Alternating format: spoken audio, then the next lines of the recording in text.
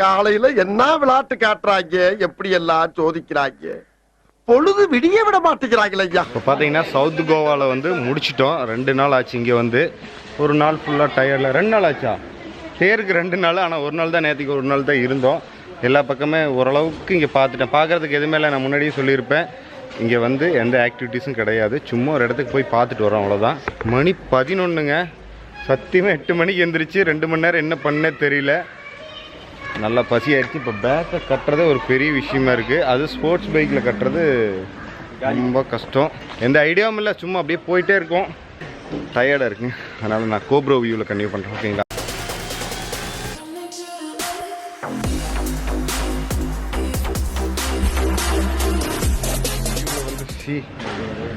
GoPro வியூவில் பார்த்தீங்கன்னா meet பண்ணுறேன்னு சொன்னேன். ஆனால் வந்து பசி அதிகமாகிடுச்சு. இங்கே பக்கத்துலேயே ஒரு ரெஸ்டாரண்ட் இருந்தது.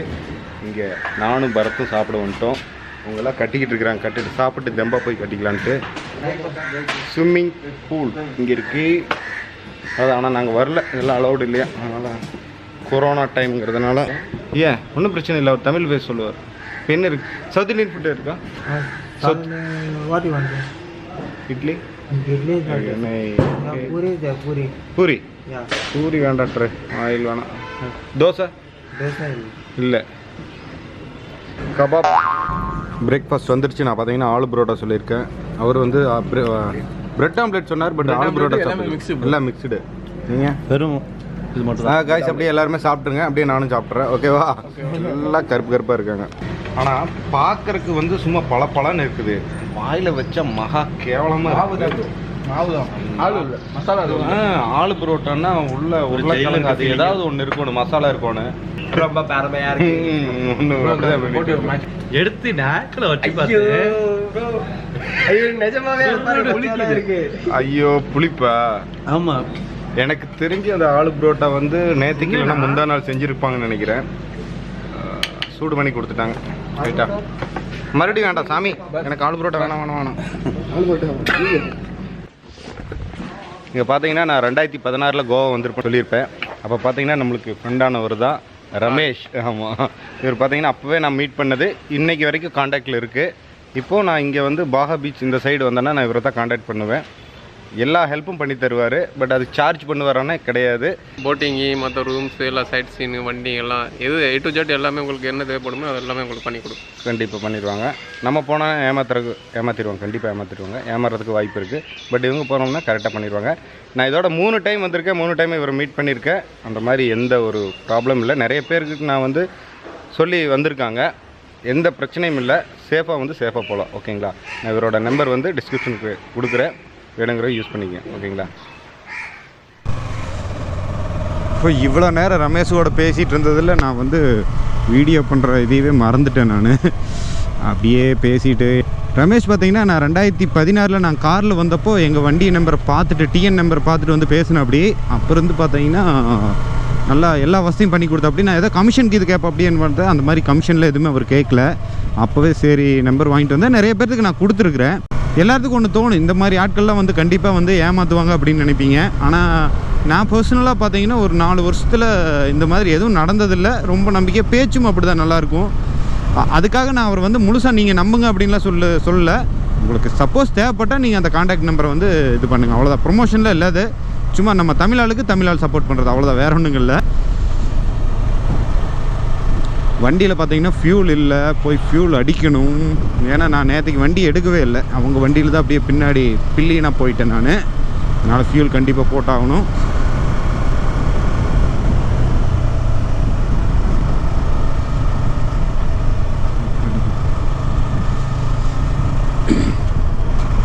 நம்ம ஆதேஷ் வண்டி RR 310 வந்து செயின் ரொம்ப லூஸ் ஆயிடுச்சுன்னு சொல்லிட்டு ரொம்ப கவலைப்பட்டிருந்தா. ஏதோ ஒரு ஒர்க்ஷாப் பார்த்து முதல்ல வந்து அந்த செயின் டைட் பண்ணணும். முதல்ல இந்த சிட்டி விட்டு தாண்டணும். ஓகேங்களா? அப்பா இது வந்து எப்படி சொல்கிறது, இந்த நேற்றுக்கு நைட்டு பப்புக்கு போனோம் பாருங்கள். அங்கே நடந்ததை பார்த்தீங்கன்னா ஐயோ சாமி, காசு இருக்கணுங்க. காசு இருந்தால் தான் வந்து இங்கே அப்படியே அள்ளி இறக்கிறாங்க. இப்போ பார்த்தீங்கன்னா போயிட்டுருக்கிறது வந்து சவுத் கோவா அப்படின்னு சொன்ன. அப்படி எங்களுக்கு யாருக்கு எதுவும் தெரியல. கைல் ப்ரோ தான் கான்டாக்டு. ஒரு அருண் என்னும் நான் அவர் சொல்லி அவருக்கு ஃப்ரெண்டாக இவர் அவர் சொல்லி இந்த மாதிரி சவுத் கோவா ஒரு இடத்துல அகோடா ஏதோ பேர் சொன்னாங்க, அங்கே வந்து பாருங்கள் நல்லா இருக்குன்னு சொன்னார். அதனால் அவர் ஃபுல் பிளான் வந்து கயல் ப்ரோ தான், நமக்கு எதுவும் தெரியாது. ஐயோ இது மொபைல் ஹோல்டர் இல்லாமல் பெரிய பிரச்சனைங்க இருக்காரு. மொபைல் ஹோல்டர் இருந்ததுன்னா எந்த தொந்தரவுமே இல்லை, நான் பாட்டுக்கு போயிட்டே இருக்கலாம்.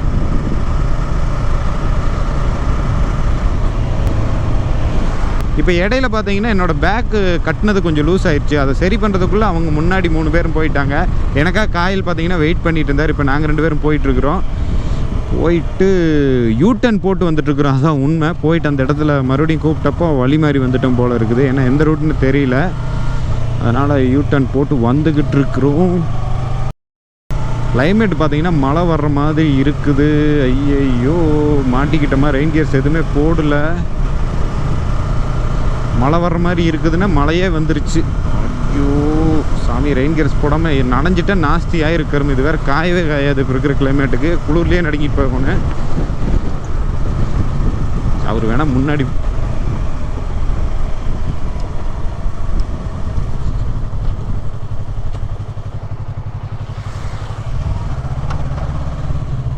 சரி, அவர் வேணால் முன்னாடி போகட்டும், நம்ம நின்று இந்த ரெயின் கியர்ஸ் எல்லாம் மாற்றிட்டு போவோம்.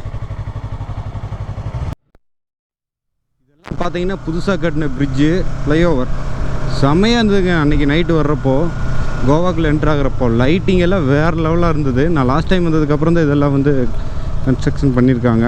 பட் சூப்பராக இருந்தது. நாங்களே வந்து அது ராங் ரூட்டு என்னமோன்னு நினச்சிட்டோம். பட் கூகுள் அப்படி தான் காட்டிச்சு, அது மேலே வந்தோம். ஆனால் இப்போ வந்து பசங்க ஒரே இடத்துல சுற்றி சுற்றி ஓட்டிகிட்ருக்காங்க. இங்கே மெயின் பிரச்சனை என்னென்னா, யாருக்கிட்டையுமே வந்து அந்த மொபைல் அந்த மவுண்ட் இல்லை. அது இருந்ததுன்னா மேப் போட்டு அழகாக போயிடலாம்.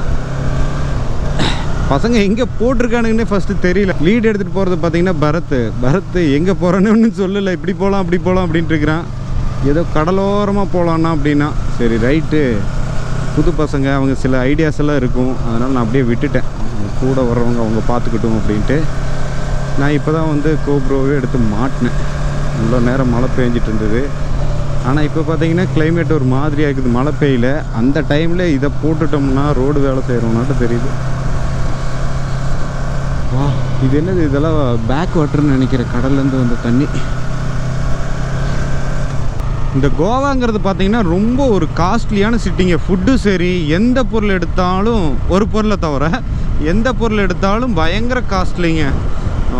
எப்படி சொல்கிறது, நேற்றுக்கு நைட்டு பப்பு போனோன்னு சொன்னோம் பார்த்தீங்களே, அங்கே போயிட்டு ஒரு மாதிரி எங்கள் தலைக்கு 500 ரூபாய் டிக்கெட் அவர் ரமேஷ் தான் வாங்கி கொடுத்தாரு. நம்ம தனியாக போனோம்னா 800 ரூபாய் அப்படிங்கிற மாதிரி சொன்னாங்க. பட் எந்த அளவுக்கு உண்மைன்னு தெரியல. 500 ரூபாய்க்கு டிக்கெட் எடுத்துகிட்டு உள்ளே போனோம். உள்ளே போய் பார்த்தா ஒவ்வொருத்தரும் அந்த ட்ரிங்க்ஸ் வாங்கி கொடுக்க சொல்லி கேட்குறாங்க. ஒரு ட்ரிங்க்ஸ் வாங்கி கொடுத்தா கூட டான்ஸ் ஆடணும் அப்படிங்கிற மாதிரி. அது எல்லாத்துக்குமே தெரிஞ்சது தான் கோவா போனவங்களுக்கு.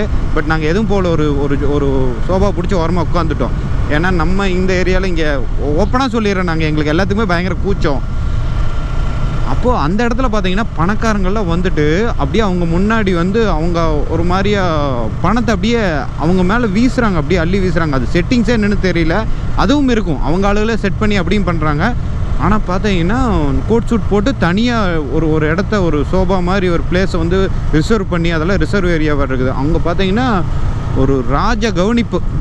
நம்மளாம் மிடில் கிளாஸாக இருக்கிறதுனால பார்க்குறப்போ ஒரு மாதிரி ஆயிடுச்சு. நமக்கு அந்த மாதிரி வாழ்க்கை வாழணுங்கிறது ஆசை இல்லை, இருந்தாலும் ஒரு ஹியூமனாக பார்த்தீங்கன்னா ஒரு சின்ன ஒரு இதாக இருந்தது. டே, இந்த லைஃபு என்னடா இது, காசு தாண்டா மேட்ரு அப்படிங்கிற மாதிரி. பட் அதெல்லாம் மேட்ரு கிடையாது. இந்த வாழ்க்கை கொடுத்த கடவுளுக்கு நம்ம சந்தோஷமாக நன்றி சொல்லிக்கணும், அதுதான் நான் நினைக்கிறேன். இருந்தாலும் இந்த கோவாங்கிறது ஒரு காஸ்ட்லி சிட்டி அப்படிங்கிறது நான் உங்களுக்கு சொல்ல வர்றேன், அவ்வளோதான், வேற ஒன்றும் இல்லை. ஓ, இது ஏதோ போட் ஹவுஸு சொன்ன மாதிரி பேசஞ்சர் இல்லைங்க, அது டிரான்ஸ்போர்ட் மாதிரி. அதில் பார்த்தீங்கன்னா காரு, பைக்கு எல்லாத்தையுமே எடுத்துகிட்டு வர்றாங்க. அந்த பக்கம் ஐலாண்ட் இருக்கும் போல் இருக்குது. ரைட், ஐலாண்டா இல்லை ஷார்ட்கட்டா என்னன்னு தெரியல. இவ்வளவு நேரம் ஓட்டின ரோடை விட இந்த ரோடு பாருங்க சூப்பராக இருக்குது. ஏன்னா கொஞ்சம் அளவான டிராஃபிக் அதிகமே இல்லை. அப்படியே ரோடே வந்து ஏதோ கழுவி விட்ட மாதிரி, இந்த சைடு வந்துல அப்படியே ஏதோ ஒரு பச்சை போர்வி போத்துன மாதிரி. அது எப்படி சொல்கிறதுன்னு தெரியல, எனக்கு கரெக்டான வார்த்தைகள் வரமாட்டேங்குது. அப்படியே அந்த கிளைமேட்டும் கொஞ்சம் அப்படியே சில்லுன்னு மாறிடுச்சு. செமையாக இருக்குது, சூப்பராக இருக்குது. இந்த மாதிரி ஒரு ரோட்டை பார்க்குறப்ப பார்த்தீங்கன்னா நம்மளுக்கு ஆட்டோமேட்டிக்காக ஒரு எனர்ஜி வரும். சாப்பிட்டு தான் எனர்ஜி வரணுங்கிறதில்ல. ஒரு பைக்கருக்கு பார்த்தீங்கன்னா இந்த மாதிரி ஒரு இடத்துல வண்டி ஓட்டுறப்போ வந்து இந்த ஒரு ரோடு வளைஞ்சு போகிறதாகட்டும் அப்படியே சூப்பராக இருக்குது. போகிறோமா உள்ள. இங்கே எதுக்காக நிறுத்தினேன்னு தெரியல. இங்கே பார்த்தீங்கன்னா சர்ச்சு தான் முன்னாடி ஆப்போசிட்டில் இருக்கும். காட்டுறேன். சும்மா வேஸ்ட்டாக நிற்கிறோம். மழை வர மாதிரிக்கான ஜாக்கெட்டை போட்டு உருக்கமாக இருக்குதுங்க. பொறுமை என்னன்னே தெரியல. வா, இதை பாருங்கள் எவ்வளோ பிரம்மாண்டமாக பெருசாக இருக்குது. இந்த தேவாலயம் பார்த்தீங்கன்னா ஒரு 450 வருஷம் பழமையானதாம்மா. பிரெஞ்சுக்காரங்க கட்டினது. ஃப்ரெஞ்ச். ஓகே, எங்களுக்கு உள்ளே போகணுது ஆசை, சுற்றி பார்க்கணுன்னு நான் நினைக்கிறோம். பட் என்னென்னா லக்கேஜ் இருக்குது. லக்கேஜை எங்கே சேஃப்டியாக வச்சுட்டு போகிறதுன்னு தெரியல.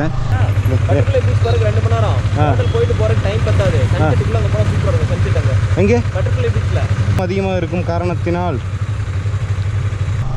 ஓகே, நீ 2 மணி நேரம்லாம் வெயிட் பண்ணி பார்க்க முடியாது அப்படின்னு சொல்லிட்டு சரி கிளம்புறோம். ஏன்னா அங்கே வந்து சன்செட்டு நல்லா இருக்கும் பட்டர்ஃப்ளை பீச்சில் அப்படின்னு சொல்லி பரத் சொல்கிறான். அதனால் சன்செட்டை பார்க்க போவோம்.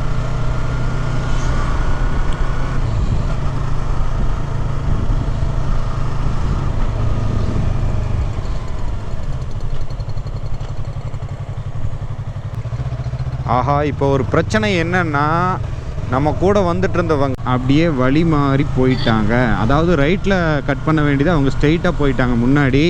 நம்ம பின்னாடி பரத்தை எவ்வளவோ தூரம் துரத்தி பார்த்தான். பட் அவங்கள வந்து பிடிக்க முடியல. ஏன்னா அவங்க முன்னாடி ஃபாஸ்ட்டாக போயிட்டாங்க. அவன் திரும்பி வந்துட்டான். லொக்கேஷன் வந்து அவங்களுக்கு ஷேர் பண்ணியிருக்குது. ஏன்னா ஃபோன் பண்ணோம் 2-3 டைம் ஃபோன் பண்ண, ஃபோன் எடுக்கலை. இதுதான் பிரச்சனை. நம்ம ஃபோன் வந்து ஏதோ ஒரு கனெக்டில் வச்சுக்கணும் அப்படிங்கிறது இதுக்காகத்தான். ஏன்னா கனெக்டில் வச்சுக்கிட்டா தான் கரெக்டாக இருக்கும். ஏதோ ஒரு அவசர ஆத்திரத்துக்கு பிரிஞ்சு போனாங்கன்னா அது வந்து சரி வராது.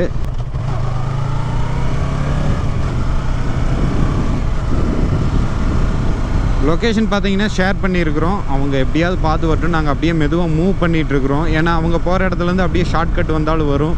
ஏன்னா அவங்க போனவங்க பின்னாடியே நம்ம ராங் ரூட்டில் போயிட்டே இருக்க முடியாது. அதனால் நாங்கள் போயிட்டுருக்குறோம் இந்த ரூட்டில். அவங்க எப்படி இருந்தாலும் வந்துடுவாங்கன்னு நாங்கள் நினைக்கிறோம்.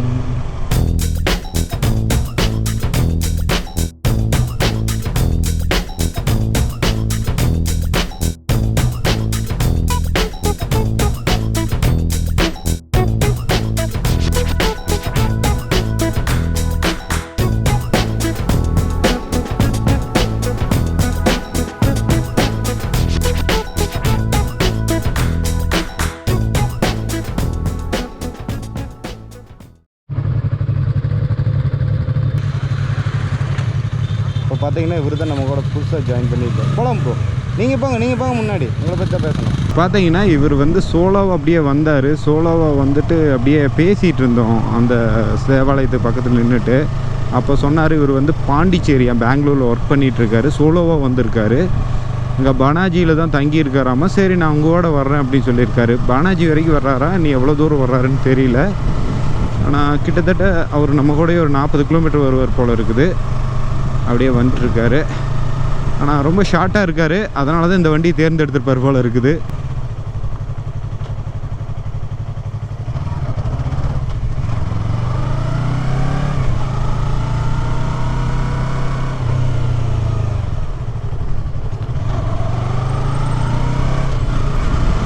இவர் பார்த்தீங்கன்னா ரொம்ப ப்ரொஃபஷனலாக ஓட்டுறாரு. அப்படியே அப்படி இப்படின்ட்டு செய்கையெல்லாம் காட்டுறாரு. என்னென்னமோ பண்ணுறாரு. என்ன பண்ணுறாருன்னு எனக்கும் தெரியல. சில சிக்னல்லாம் காட்டுறாரு. அந்த சிக்னலுக்கு அர்த்தம் தெரியல. அதெல்லாம் இந்த குரூப் ரைடு அந்த மாதிரி போனோம்னா தான் தெரியும். நம்ம வந்து நம்ம ஆசைக்கு இன்ட்ரெஸ்ட்டுக்காக ரோட்டில் பைக் ஓட்டிகிட்டு இருக்கிறோம். ஆனால் யாருக்கு தொந்தரவு பண்ணக்கூடாது அப்படிங்கிற எண்ணத்தில் ஓட்டிகிட்டு இருக்கிறோம். ஏன்னா எனக்கு இன்னும் சேஃப்டி அந்த இதை பற்றி எனக்கு எதுவும் தெரியாது. அப்படி நம்ம பண்ணோம்னா முழுசுமாக போக முடியுமான்னு தெரில. பட் இந்த மாதிரி விஷயம் தெரிஞ்சவங்ககிட்ட ஏதாச்சும் 1-2 விஷயத்த கற்றுக்கிட்டேன். அந்த ஸ்பீடு பிரேக் ஒரு சிக்னல் காட்டினார் பாருங்க, நான் அதுலேயே அசந்து போயிட்டேன். வேறு மாதிரி அப்படின்னு. என்னப்பா இது இவ்வளோ பிரம்மாண்டமாக இருக்குது தூணு, இவ்வளோ பெரிய பீமு. எப்படி இந்த பீமுக்கு மேலே வந்து ரோடு போடுவாங்களா எப்படின்னு தெரியல. எதுக்காக இந்த பீம்னு தெரியல. பயங்கர வேறு மாதிரி. எனக்கு ஒருத்தர் சொன்னாங்க இந்த மாதிரி ஏதோ வந்து அப்படியே கோவா வழியாக வந்து அப்படியே டைரெக்டாக பாம்பே போகிற மாதிரி. அதாவது கோவாங்கிற ஒரு சிட்டிக்குள்ளே இறங்காமையே அப்படியே டைரெக்டாக மேலே ஃப்ளைஓவர் மாதிரி அப்படி கொண்டு வராங்கன்னு சொன்னாங்க. பட் எந்த அளவுக்குன்னு தெரியல. இப்போ புதுசாக ஸ்கூட்டர்னு விட்றாங்க இல்லையா, அந்த மாதிரி கதை விட்டுருப்பாங்களோன்னு தெரியல. புரிஞ்சவங்க பிஸ் தான்.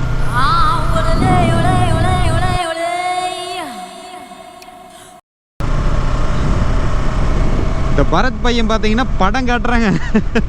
இவ்வளோ நேரம் மொக்கையான ரோட்டில் வந்துட்டு இருந்ததுனால பையனுக்கு திடீர்னு வந்து கை கட்டையில் அவுத்துட்ட மாதிரி ஆயிடுச்சு. ரெண்டாவது அவன் ஓட்டிகிட்டு இருக்கிற வண்டி பார்த்தீங்கன்னா அந்த டியூக் 390 வழி மாறி போனாங்க இல்லையா, அவரோட ஒரு வண்டி, ஜெகனோட வண்டி அது. இவ்வளோ நேரம் படு மொக்கையான ரோட்டில் வந்துட்டு இருந்தோம். அதனால் திடீர்னு இந்த ரோட்டை கண்டதையுமே பையனுக்கு கொஞ்சம் குஷி ஆயிடுச்சுன்னு நான் நினைக்கிறேன். இனி வழி மாறி போனவங்ககிட்ட எந்த தகவலும் இல்லை. நாங்கள் அவங்கள பிரிஞ்சு வந்து 1 மணி நேரம் ஆச்சு. வந்துடுவாங்கன்னு நினைக்கிறோம். லொக்கேஷன் பார்த்தாங்கன்னா என்னையா பயவுலை ஒரு ஆளுகளை காணோன்னா கொஞ்சமாக நிறுத்தி பார்க்குறது இல்லையா. கண்டிப்பாக சொல்கிறேன், எல்லாம் ஃபோன் ஒன்று ஒரு கணக்கில் இதைத்தான் நான் சொல்லிட்டு இருக்கிறேன். ஒரு ப்ளூடூத் செட்டாவது வந்துடுங்க. ட்ரிப்புக்கு வந்ததுன்னா ஃபோன் பண்ணால் டக்குன்னு எடுக்கிற மாதிரி ஏதாவது ஒன்று பண்ணுங்கள். அது குரூப் ரைடில் ரொம்ப ரொம்ப இம்பார்ட்டன்ட். சோலோ ரைட்னா எந்த பிரச்சனையுமே கிடையாது, நான் பாட்டுக்கு போய்கிட்டே இருக்கலாம். இது பார்த்தீங்கன்னா சவுத் கோவா போகிற வழியில் இருக்கிற மார்கோ சிட்டி. முதல்ல சவுத் கோவா வந்திருக்கிறேன் நான். அது வந்து அந்த கோல்வா பீச்சு அங்கே வந்திருக்கேன். அங்கே தங்கியிருக்கிறேன் நான். அது பார்த்தீங்கன்னா ரொம்ப அமைதியாக, ரொம்ப அமைதி, செத்து போன இடமாட்டு இருக்கும். எந்த ஆக்டிவிட்டீஸுமே இருக்காது. அந்த கோல்வா பீச் வரைக்கும் நான் வந்திருக்கிறேன். மார்கோ சிட்டி இதுக்கு நாங்கள் வந்ததில்லை. ஏன்னா லாஸ்ட்டாக கோல்வா பீச் வந்துட்டு மறுபடியும் ஹுப்ளி போய் தான் நாங்கள் வந்து திரும்பி வீட்டுக்கு வந்தோம். நல்ல பெரிய சிட்டி தான். இந்த பிரிட்ஜு பாருங்களேன், அப்படியே இது உண்மையான யூ பிரிட்ஜுன்னு இதுதான். அது அப்படியே ஒரு ரவுண்டாக போட்டு வருதுன்னு வேறு மாதிரியா இருக்குது. ஆனால் ரோடு தான் ரொம்ப டஞ்சனாக இருக்குது. இந்த டிராஃபிக்லேருந்து எப்படா வெளியே போகணும்னு இருக்குதே. ஓகே, ஒரு டீ சாப்பிடணுங்க எங்கேயாச்சும் நிறுத்தி. ரொம்ப முடியல, ஒரு மாதிரி ஆயிடுச்சு. ஒரு டீ சாப்பிடணும். டீ சாப்பிட்ற நேரத்தில் அவங்க வந்தாலும் வந்துடுவாங்கன்னு நினைக்கிறேன். என்னன்னு தெரியல. பார்த்தீங்கன்னா வந்துட்டுருக்குறோம். இன்னும் ஒரு 25 கிலோமீட்டர் இருக்குது பட்டர்ஃப்ளை பீச். மந்தையில் இருந்த 2 ஆடு பிரிஞ்சு போயிடுச்சு. வருன்னு வெயிட் பண்ணிட்டு இருக்கோம். நியூ ஜாயினி அவர் தான் சொன்ன லெவலில் பிரிச்சு மேராப்ல. அவஞ்சரே அவருக்கு ஹைட்டாக இருக்கு. மர்க்கா சொல்லு. அவஞ்சரே அவருக்கு ஹைட்டாக இருக்கு. மர்க்கா சொல்லு. அவஞ்சரே அவருக்கு ஹைட்டாக இருக்கு. இருந்தாலும் பட்டை கலப்புற வேற லெவலில் இருக்காரு. இன்னும் செம. நான் எதிர்பார்க்கவே இல்லை இவர் பின்னாடி ஸ்லோ ஆயிடுவாரு அப்படின்னு நினச்சா டப்புன்னு பார்த்தா எனக்கு முன்னாடி போயிட்டு இருக்காரு. வேற மாதிரி காட்டுறாரு. ஆமா, நானே புரியல. எனக்கு ஃபர்ஸ்ட் என்ன பண்றாரியா என்னென்ன அப்படின்னு தெரியலன்னு பார்த்தேன்.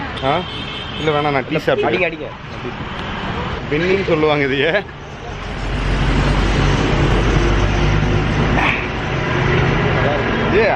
Apple juice. லிச்சி ஆப்பிள் அப்படியா? ஓகே 100 ரூபா கண்ணாடி நல்லா இருக்குல்ல. ஏன் சொன்னீங்க? அங்க தட்டி விட்டு இங்க பாக்குற ரூபாய்க்கு 4 கண்ணாடி வாங்கினா அப்படித்தான் இருக்கும். கம்பெனி சீக்கிரத்தை வெளியே சொல்லாதடா. ஆயமுறா டிஸ்பாஸ். சாப்பிட்டேன் அப்படியே அடிச்சு பிடிச்சி 2 பேர் வந்து சேர்ந்தாங்க. ஆமா, வந்து இப்போ 3வது போண்டா உள்ள போயிட்டு இருக்கு. அண்ணன் வண்டியை படுக்க போட்டு எடுத்துட்டு வந்திருக்காரு. பார்த்தீங்கன்னா பாவ் பஜ்ஜி வந்திருக்கு. இது பாவ் பஜ்ஜி இல்லை, குருமா அண்ட் பியாஜ் பஜ்ஜி. பியாஜ்னா வெங்காயம். அதான் வெங்காயம் தான். இந்த பைத்தியகார கும்பலுக்குள்ள வந்து சிக்கிட்டமேன்னு ஒரு ஜீவன் வருத்தப்பட்டு இருக்குது. செய்யுங்கடா செய்யுங்க. நான் வாட்டுக்கு கம்பெனி இவனேன்னு போயிருந்தேன். இது ஹீட் பண்ணலையா?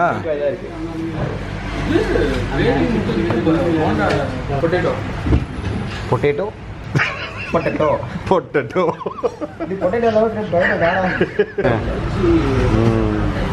என்ன சேட்டை பண்றாங்க பாருங்க.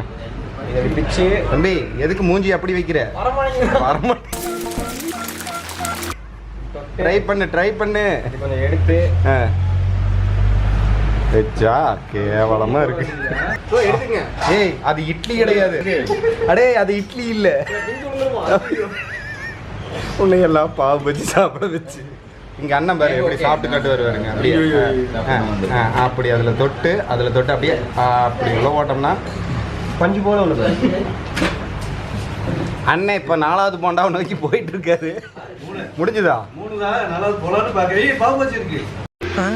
எனக்கு லாக் பண்ணணும். இங்க ஒன்றும் முடியல. இங்க கடையில் வந்து உட்காந்தோம்.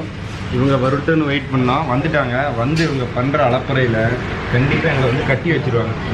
ரொம்ப ஃபன்னாக போயிட்டு. சவுத் கோவாவில் எதுவும் இல்லையா? சிக்கனா? நான்வெஜ் அது? அது நான்வெஜ் இல்லை. இதில் பட்டாணி இருக்கு. ஓகே சொல்லிக்கலாமே. நான்வெஜ் சாப்பிட்டுருப்போங்க. சரி ஒன்றும் பிரச்சனை இல்லை, ஒன் மோர் ஒன்ஸ் மோர் சொல்லலாமா? வேணாம்ல, கிளம்பிடலாம். ப்ரோ அனுப்பிட்டேன் ப்ரோ, எனக்கு போதும். அதான் ஓ இந்த சாப்பிட்டானா இந்த கடையிலேயே கிட்டத்தட்ட ஒரு 500 ரூபா பில்லு வர அளவுக்கு சாப்பிட்ருக்குறோம். அதுக்கு காரணம் எங்கள் வாத்தியார் தான். நல்லா சாப்பிட்டோம். போனதே சும்மா டீ குடிக்கலான்ட்டு தான் போனோம். அதுக்கப்புறம் பார்த்தீங்கன்னா அவங்களோட அன்பான கவனிப்பினால காஜி ப்ரோ ஃபஸ்ட்டு ஒரு டீ குடிக்கலான்னு தான் போனோம். அப்புறம் பார்த்தீங்கன்னா பாவு பஜ்ஜி சாப்பிட்டோம். அப்புறம் சூடாக போண்டா போட்டாங்க, மிளகா பஜ்ஜி போட்டாங்க. அதுக்கப்புறம் அப்படியே உட்காந்துட்டு உங்களுக்கு தான் தெரியுமே எங்கள் குரூப்பில் என்ன நடக்கணும். அப்படியே இவ்வளோ நேரம் டைம் பாஸ் ஆகிடுச்சு. என்னென்னா அங்கே உள்ளே இருந்தவங்க அந்த சப்ளை பண்ணவங்க பார்த்தீங்கன்னா சேனல் பேர் கேட்டு நம்ம சேனலை சப்ஸ்கிரைப் பண்ணிட்டாங்க. என் சேனலையும் நம்ம அன்னோன் ரைடர் அவர் சேனலையும் சப்ஸ்கிரைப் பண்ணியிருக்காங்க. ரொம்ப பெருமையாக இருக்குது. அதெல்லாம் போயிட்டே இருக்கேன். ஐயோ ஐயோ ஃபோன் எங்கே எடுக்கணும் இல்லையா. இவ்வளோ நேரம் பார்த்தீங்கன்னா மாற்றி டிராஃபிக்கு மொக்க ரோடு அப்படியே அந்த மாதிரி வந்துட்டு இருந்தோம். பட் இப்போ பார்த்தீங்கன்னா ஒரு டீப்பான ஒரு ரோடு சூப்பராக இருக்குதுங்க. நல்ல ஒரு காட்டுக்குள்ளே போகிற ரோடு மாதிரி. அப்படியே எனக்கே பேசவே முடியல. அப்படியே சும்மா வளைஞ்சு அப்படியே செம்மையாக அனுபவிச்சேங்க. எனக்கு கண்டிப்பாக வீடியோ எடுக்கிறதுக்கே சுத்தமாக இன்ட்ரெஸ்ட் இல்லை, இருந்தாலும் இதை அனுபவிக்கிறது உங்கள்கிட்ட காட்டணுமே அப்படிங்கிறக்காக. எப்படி இருக்குது பாருங்கள், வேறு லெவலுங்க சாமி. அதுதாங்க நான் முன்னாடியே சொன்ன மாதிரி இந்த மாதிரி ஒரு ரோட்டில் நம்ம பைக் ஓட்டணும்னு வச்சுக்கோங்களேன், ஆட்டோமேட்டிக்காக எனர்ஜி வந்துடும் நம்மளுக்கு. சோலார் சிஸ்டமாட்ட எப்படி சூரிய வெளிச்சத்துக்கு கண்டா கரண்ட் வருது இல்லையா, அந்த மாதிரி நம்மளுக்கு இந்த மாதிரி ரோடு இந்த மாதிரி ஒரு சீன்ஸை பார்த்துட்டோம்னாவே உடம்புல எங்கேருந்து எனர்ஜி வரும்னு தெரியாது. இது கண்டிப்பாக அனுபவிச்சவங்களுக்கு புரியும். மற்றவங்களுக்கு என்னடா லூஸ் மாதிரி வளர்றானே அப்படின்னு நீங்கள் நினைப்பீங்க. செமையாக இருக்குதுங்க. பட்டர்ஃப்ளை பீச்சு தான். பட்டு எங்கே போகிறோம் என்ன போகிறோம் ஒன்றும் தெரியல. எல்லாமே காயில் ப்ரோக்கு தான் தெரியும். அவர் தான் கூட்டிகிட்டு போயிட்டுருக்காரு. ஓ வேறு லெவல் ஒர்த்துடா. இவ்வளோ நேரம் கஷ்டப்பட்டு வந்ததுக்கு இது செம்ம ஒர்த்து. வாவ் செம. வேற ஒன்றும் பேசுறக்கே இல்லை. வேணா ஒரு மியூசிக்கை போட்டுட்ருவோம், வேற வழியே இல்லை.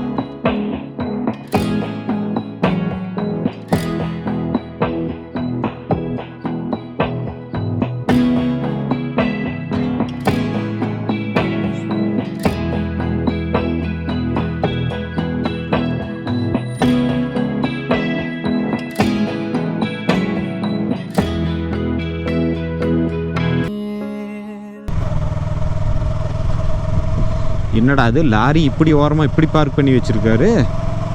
ஓ வண்டியை கொண்டு போய் சாத்திட்டாரா? என்ன லெஃப்ட் சைடு சாத்திக்காரு? மரத்தில் கொண்டு போய் அடிச்சிட்டாரா? இப்போ தான் கொஞ்ச நேரத்துக்கு முன்னாடி தான் நடந்திருக்கும் போல இருக்குது. ஏன்னா லாரி மேலே ஆளுங்க இருந்தாங்க, அது தூங்கியிருப்பாருன்னு நினைக்கிறேன் நான். No Jagan no. பார்த்து ஆப்போசிட்டில் வண்டி வருது. நான் இதை தாங்க இவ்வளோ நேரமாக சொல்லிகிட்டு இருந்தேன் நான், கொஞ்சம் கேர்ஃபுல்லாக இருக்கணும் அப்படின்னு. நல்ல பவரான வண்டியை வச்சுட்டு அப்படியே முறுக்கணும்னு வச்சுக்கோங்க, சர்ன்னு போயிடும், கண்ட்ரோல் பண்ண முடியாது. ஆப்போசிட்டில் வர்றவனுக்கு பார்த்தீங்கன்னா கண்ட்ரோல் பண்ண முடியும். இப்படி தான் விபத்து நடக்குது. அதனால் முடிஞ்ச வரைக்கும் பார்த்தீங்கன்னா நம்ம அந்த வளைவுகளில் வந்து ஓவர்டேக் எடுக்கிறப்போ உங்களுக்கு நிச்சயமாக ரோடு நல்லா தெரிஞ்சதுன்னா மட்டும் நீங்கள் ஓவர்டேக் எடுங்க. ஏன்னா இப்போவே பார்த்தீங்களா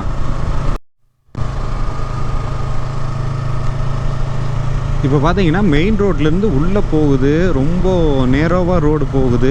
எங்கே கூட்டிகிட்டு போகிறாங்கன்னு தெரியல. ஆனால் இது வந்து ரெசார்ட் புக் பண்ண இடம் வந்து பக்கத்துலேயே கடல் இருக்குதுங்கிற மாதிரி சொன்னாங்க. இந்த அளவுக்கு உண்மைன்னு தெரியல. ஆனால் இது வழியாக போனால் கண்டிப்பாக கடல் வரும், அது வேணால் தெரியுது. கொஞ்சம் நான் அந்த இடத்துல மேப் செக் பண்ணப்போ அப்படி தெரிஞ்சுது.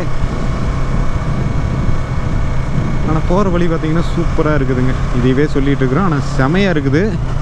அங்கே போய் பார்த்தா தெரியும் அது எப்படி இருக்குதுன்னு. இந்த கூகுள் மேப் பார்த்தீங்கன்னா வழக்கம் போல் வச்சு செய்யுதுங்க. 2 டைம் 3 டைம் இப்படின்னு போயிட்டு வந்துட்டோம்.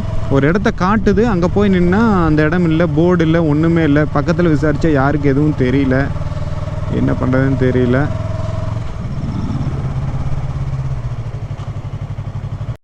ஒரு இடத்துல எல்லாரும் பண்ணி கண்டுபிடிச்சி நம்ம போகலாம். எதுக்கு எல்லாரும் கிடந்து திருப்பிட்டு எடுக்கணும்? Okay okay okay okay. அதான் நான் நின்றுட்டேன். அவ்வளோதான். ஆமாம், ஒயின் ஷாப் முன்னாடி கொண்டு வந்து நிறுத்திக்கிய.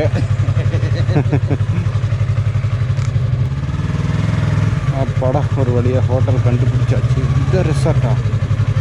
என்னடா அது எப்படி இருக்கு? பூரா தார்பாய் போட்டு வேஞ்சி வச்சுருக்கீங்க. உள்ள நல்லா இருக்கும். உள்ள நல்லா இருக்குமா? இப்பதான் வந்தோன்னா ஒரு பொண்ணுகிட்ட கேட்டேன் இந்த ரெசார்ட் வெளில மேமே போடல. பையன்கிட்ட கேட்கல? தான் வந்தேன். பையன்கிட்ட கேட்கல? பையன் யாரும் வரல. ரெக்கார்டிங் ஆகிட்டு இருக்குது தம்பி.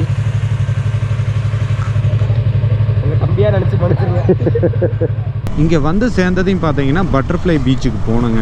போனப்போ என்ன ஒரு தப்பு பண்ணிட்டோம்னா, சும்மா சாதாரணமாக 2 கிலோமீட்டர் அப்படின்னாங்க. நாங்கள் அந்த ஹெல்மெட் எதுவுமே எடுத்துகிட்டு போகல. சரி அங்கே என்ன இருக்க போகுதுன்னு போனோம். போய் பார்த்தா உண்மையாலுமே வந்து ஒரு சொர்க்கலோகமே இருக்கிற மாதிரி இருந்தது. அந்த போகிற வழியும் சரி, அந்த பீச்சும் சரி. அதனால் என்ன முடிவு பண்ணோம்னா, அதை கண்டிப்பாக நாங்கள் உங்கள்கிட்ட வந்து ஷேர் பண்ணிக்கணும் அப்படின்னு நாங்கள் நினச்சிட்டு அடுத்த நாள் காலையில் அது தனியாக ஷூட் பண்ணியிருக்கோம். ஓகேங்களா? அது வந்து அடுத்த வீடியோவாக வரும். கண்டிப்பாக வந்து அது ஒர்த்தான ஒரு வீடியோவாக இருக்கும். நம்ம R3 வந்து ஒரு ஆஃப் ரோட்டில் ஒரு காட்டி இருக்கிறோம். அது என்னென்னு பாருங்கள். பார்த்துட்டு நீங்களே சொல்லுவீங்க. ஓகேங்களா? மீண்டும் அடுத்த வீடியோவில் சந்திப்போம். ஜெய் ஹிந்த்.